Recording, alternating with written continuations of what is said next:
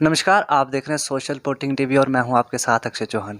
इस समय मैं मौजूद हूं रूरल एरिया जिसका नाम बसंतगढ़ है और जो हमारी पंचायत है लोधरा, वहां के एक मेरे साथ मौजूद हैं आम आदमी आवाज़ के फाउंडर। आज हम इनसे जानने की कोशिश करते हैं कि इन्होंने ग्राउंड फील्ड पे यहाँ काफ़ी काम किया है और इनका किस तरह का एक्सपीरियंस रहा और इनको किस किस प्रकार के यहाँ पे चैलेंजेस आए। पहले तो आपका बहुत बहुत स्वागत है हमारे इस चैनल पे। हाँ, शुक्रिया अक्षय जी, आपका हमारे साथ बातचीत करने के लिए। आपने इस लायक समझा कि आप हमारे साथ इंटरव्यू करने के लिए आए। बहुत शुक्रिया आपका, आपके चैनल का भी। देखिए, आपने यहाँ पे ग्राउंड फील्ड में काफ़ी सारा काम किया है। जब आप यहाँ पे काम नहीं कर रहे थे और जब आपने किया, आपको उन दोनों समय में डेवलपमेंट किस तरह की दिखी? देखो, जब कोई भी अपने आवाज़ उठाने की कोशिश करता है, तो अक्सर सोशल मीडिया का होना बहुत ज़रूरी है। क्योंकि जब हम लोग अपनी आवाज़ को आगे तक पहुँचाने की कोशिश नहीं करेंगे, तब तक एडमिनिस्ट्रेशन भी यूँ के त्यों रहेगी। हमारी आवाम इतनी पढ़ी लिखी नहीं होती, वह एजुकेटेड लोग नहीं होते। तो बहरहाल हमने कोशिश की, ट्राई की और अच्छा रिस्पॉन्स रहा लोगों का भी। लेकिन अभी काफ़ी सारा काम करना बाकी है। तो हमारी गुज़ारिश रहेगी आला इंतज़ामिया के लोगों को भी कि आप इन चीज़ों पे यूँ ही हम कोई मसले उठाते हैं तो उन पे थोड़ा गौर किया जाए, ताकि आम आदमी की परेशानी का अज़ाला हो जाए। देखिए, जो मीडिया होता है वो फोर्थ पिलर ऑफ डेमोक्रेसी होता है और इन्होंने इतना अच्छा काम किया है कि भाई डेवलपमेंट की बात हर वीडियो में ये बात करते हैं। हम इनके चैलेंजेस की बात करेंगे कि इनको किस प्रकार के इनके चैनल के लिए चैलेंजेस आए और इनको ग्राउंड फील्ड में किस प्रकार की दिक्कत आई। देखिए, मैंने आपका एक वीडियो देखा था जिसमें आपने एफआईआर की बात की थी। वो आखिर क्या था? आप वो पूरी बात हमारे इस चैनल के माध्यम से बताएँगे? अक्षय जी, वैसे मसला तो कुछ नहीं था। हम किसी को निजी पर्सनली किसी पे अटैक करने की कोशिश नहीं करते हैं। बहरहाल अगर कोई मीडिया के ज़रिए से अपनी आवाज़ रखता है तो आम आदमी को राइट है, अपनी आवाज़ रखने का हक है। बहरहाल कुछ लोग ऐसे होते हैं जो असरदार, रसूखदार लोग होते हैं। वो यही चाहते हैं कि गरीब आगे ना बढ़े। उनकी पॉलिसी है कि गरीब आगे ना बढ़े, गरीबों के बच्चे ना पढ़ें और कोई हमारे खिलाफ आवाज़ ना उठाए। तो वो एक छोटा-सा इश्यू था, इतना कोई बड़ा मसला भी नहीं था और उसका कोई इतना बड़ा नहीं था। लेकिन ऐसे थ्रेटिंग बहुत आती रहती हैं। लेकिन चैलेंजेस से लड़ना हमारा काम है। यूँ जैसे हम लड़ेंगे, चैलेंज से गुज़रेंगे तो आखिर कामयाबी भी तभी हमें मिलेगी। देखिए, इन्होंने जो ये इशू उठाया था वो एजुकेशन को लेके था। एजुकेशन की इन्होंने बात की थी कि यहाँ पे एजुकेशन जो है वो यहाँ के जो टीचर हैं वो नहीं पढ़ाते हैं, वो स्कूल नहीं आते हैं। द थिंग इज़ आपको किस तरह की लगती है कि भाई एजुकेशन यहाँ पे उस वीडियो के बाद अच्छी प्रोवाइड कर रहे हैं? क्या ये टाइम टू टाइम स्कूल जा रहे हैं टीचर यहाँ के और एजुकेशन किस प्रकार की है? आप इस पे थोड़े बहुत कमेंट कर दीजिए। देखो, एजुकेशन किसी भी कौम को अगर दबाना हो, किसी भी कौम को अगर कमज़ोर करना हो तो उसको कहीं आपको एटम बम डालने की कोई ज़रूरत नहीं है। उस पे गोला बारूद, गोली का, असले का कोई इस्तेमाल नहीं करना है। छोटा-सा काम करना आपने। छोटा-सा काम क्या करना कि उसकी बेसिक बेसिक राइट से जब उसके बेसिक राइट ही छिन जाएँगे, जब वो किसी ज़्यादा से ज़्यादा हमारे बच्चे जो होंगे गाँव देहातों के जो पढ़े लिखे होंगे, ज़्यादा से ज़्यादा 8th 9th 10th पढ़ेंगे वो। आगे जब वो कॉलेज यूनिवर्सिटी में जाएँगे नहीं, तो उन उन बच्चों को या उन लोगों को अपने राइट्स माँगने का क्या हक है? उनको पता ही नहीं कि हम किस तरीके से अपनी माँग कर रखेंगे, हमें कौन-सा तरीका है, कैसे म जब यहाँ से गरीबों के बच्चे पढ़ के जाएँगे, बड़े अफ़सर बनेंगे, बड़ी-बड़ी पोस्टों पे जाएँगे या पोस्टों पे नहीं भी जाएँ, ज़रूरी नहीं है कि पढ़ के कोई मुलाज़िम बनेगा, बड़ा अफ़सर बन पढ़ाई अच्छे इंसान होने के लिए है। जब आप पढ़ोगे, लिखोगे तो आप अपने राइट, अपने हकूक़ माँगने का हक आपको पता चलेगा कि हमने अपना हक कैसे लेना। तो कुछ लोगों की ऐसी भी पॉलिसियाँ हैं कि इन इन लोगों को उठने नहीं देना है। इनको बिल्कुल ज़मीन के साथ लगा के रखना है। बहरहाल एजुकेशन का सिस्टम जो है बिल्कुल जूँ का त्यों है।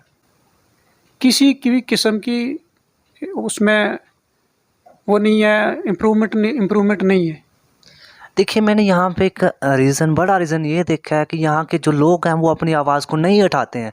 आखिर बड़ी वजह क्या है कि उन लोगों में इतनी अवेयरनेस नहीं है कि भाई हमें अपनी लड़ाई खुद ही लड़नी होगी।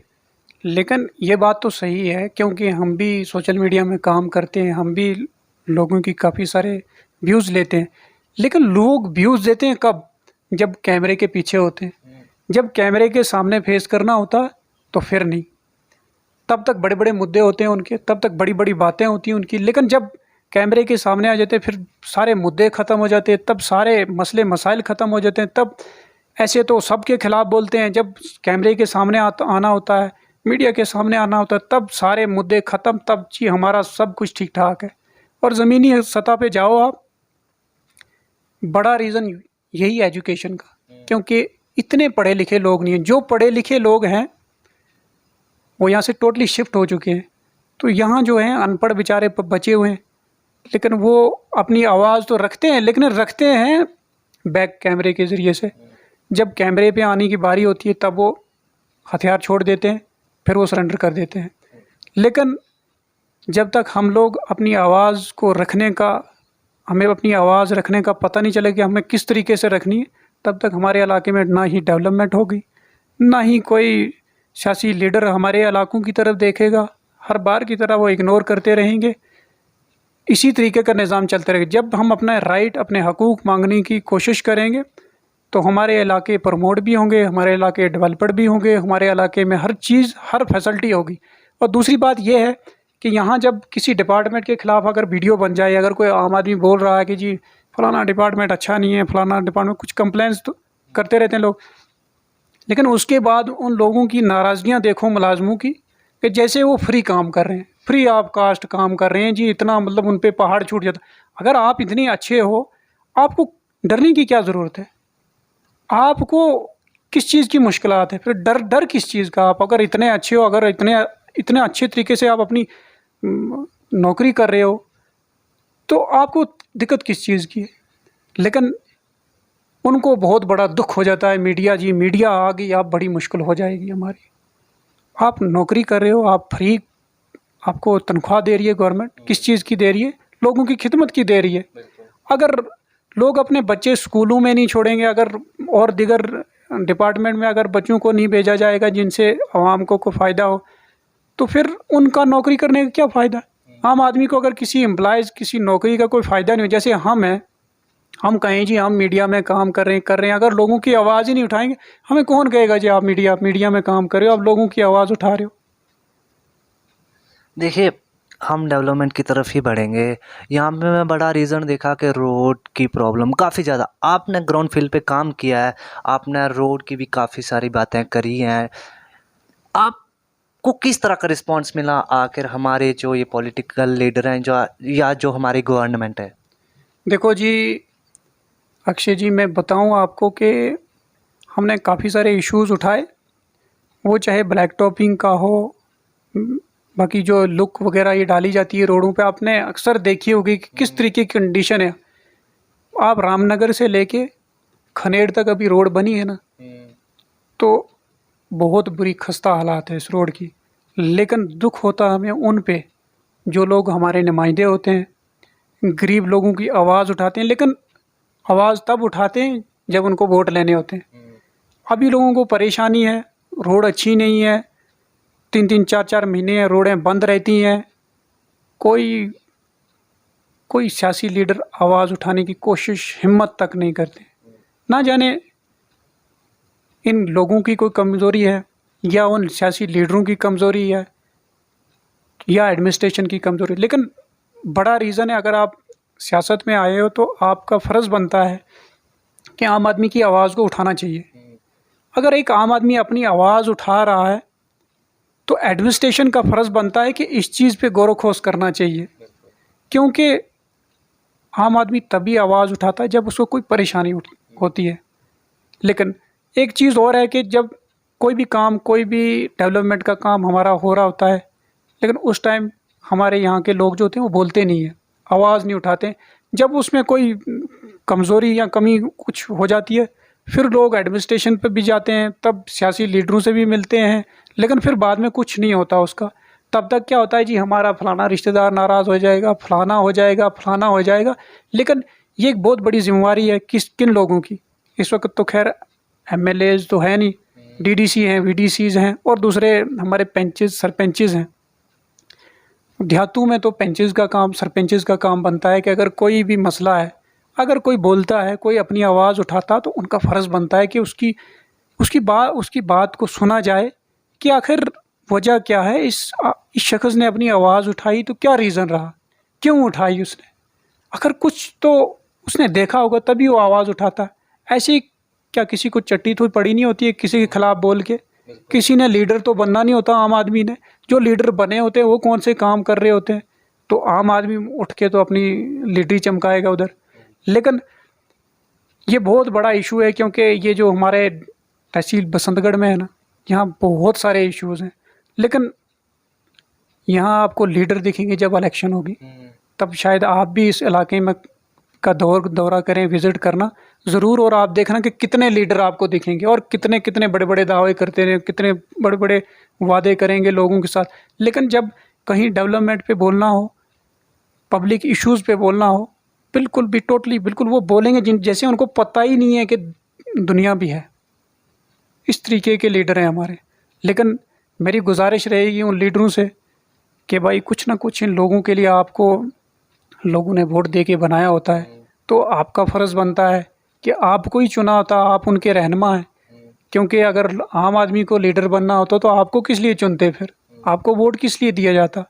लेकिन मेरी तो उनसे दोनों हाथ जोड़ के गुजारिश रहेगी कि भाई लोगों की आवाज़ तो कहीं सुने।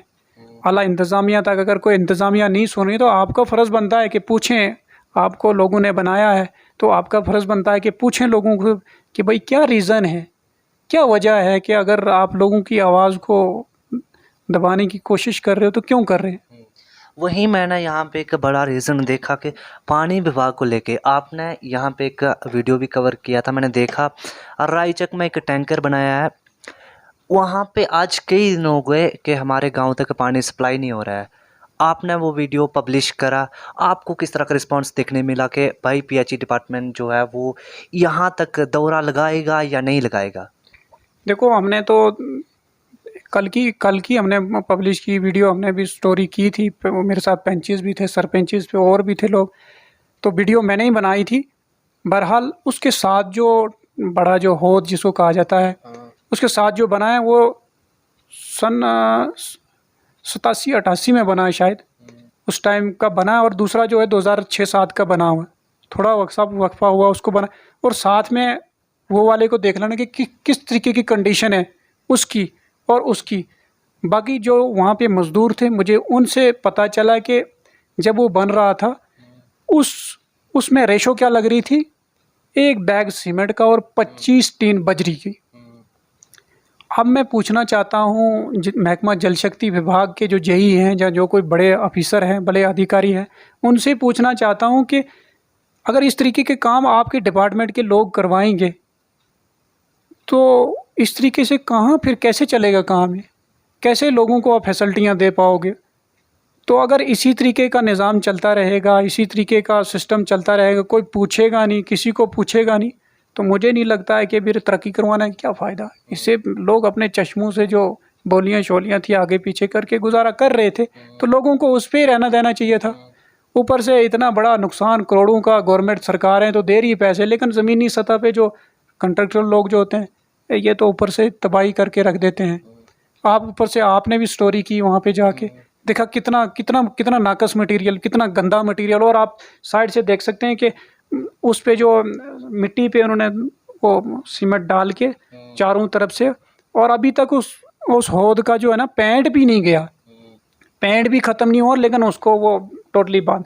और रही बात फिल्टर की, अब फिल्टर में देख सकते हैं कि कितना कितना घास है उसमें, किसी ने देखा ही नहीं, किसी ने रिपोर्ट की ही नहीं जी। चल रहा है जी, चल रहा, पानी तो चल रहा है। तो मेरी गुजारिश रहेगी ख़ास तौर पर जो चुने हुए नुमाइंदे यहाँ के, हमारे अवामी नुमाइंदे जो लोकल सतह पे हैं, पंचायत लेवल पे जो हैं, उनको इन चीज़ों पे बात करनी चाहिए, मुद्दों पे, उन मुद्दों को उठाना चाहिए सोशल मीडिया पे आके, एडमिनिस्ट्रेशन पे जाके। क्योंकि जब तक आप अपनी आवाज़ उठाओगे नहीं तो एडमिनिस्ट्रेशन को क्या पता है जी वहाँ पे क्या हो रहा है। तो ये बड़े इशू हैं हमारे। तो मुझे उम्मीद है कि इन पे गौर-खोज किया जाएगा। बसंतगढ़ की एडमिनिस्ट्रेशन से मेरी ख़ास तौर पर एसडीएम साहब से रिक्वेस्ट रही, क्योंकि वो अच्छे इंसान हैं, बड़े अच्छा बिहेवियर है उनका। तो उम्मीद है मुझे कि ज़रूर उस पानी का रिस्टोर का कुछ ना कुछ किया जाएगा। तो ये सारी बातें थी हमारी डेवलपमेंट को लेके। चलो हम एक आखिरी बात आपके चैनल के लिए करते हैं। भाई, आप आम आदमी की आवाज़ बने हो, जिसको एक वॉइस ऑफ पीपल भी कहते हैं, एक मीडिया वाले को। आपको कहाँ से आइडिया के आया कि भाई हम लोगों की आवाज़ बनेंगे? देखो जी, हमें भी ऐसे ही आया जैसे सोशल मीडिया को देख के हमें एक मतलब हम मैं भी 2-4 चैनलों से मैंने भी ऑफ़र की, उन्होंने भी मुझे किया जी आप करो काम। लेकिन फिर मैंने सोचा कि नहीं भाई, हम अपना सिस्टम चलाएँगे, अपना सेटअप को तैयार करेंगे और अपने लोगों की आवाज़ बनेंगे। क्योंकि अगर हम किसी के साथ काम करते हैं, अगर आज वीडियो बनाते हैं और शायद 2 दिन या 4 दिन के बाद उसको पब्लिश किया जाता, एडिटिंग वगैरह इसको बहुत काम होता है। जब वो 2 या 3-4 दिन के बाद उस वीडियो को पब्लिश किया, तब तक हमारे एरियाज़ में, रूरल एरियाज़ में मसला सैटिस्फाई हो जाना था।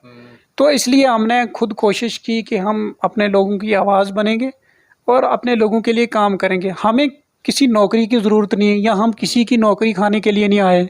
हम लोगों के मसले, छोटे-छोटे मसाइल होते हैं गाँव देहातों में, छोटे-छोटे मसले अगर हल हो जाएँ हमारी वजह से, तो इससे बढ़िया क्या चीज़ है। तो देखिए, ये थे मेरे साथ आम आदमी की आवाज़ के फाउंडर एजाज़ जी। इनका इनका एक यूट्यूब पे चैनल है, आम आदमी की आवाज़। वहाँ पे ये न्यूज़ कवर करते हैं। वहाँ पे हर एक जो भी पब्लिक के ओपिनियन होते हैं, ये वहाँ पे पब्लिश करते हैं। और आप वहाँ जाके इनके चैनल को सब्सक्राइब कर सकते हैं, और मेरे चैनल को भी सब्सक्राइब कर दीजिएगा। बहुत बहुत धन्यवाद। देखते रहिए social reporting TV Akshay Chauhan के साथ।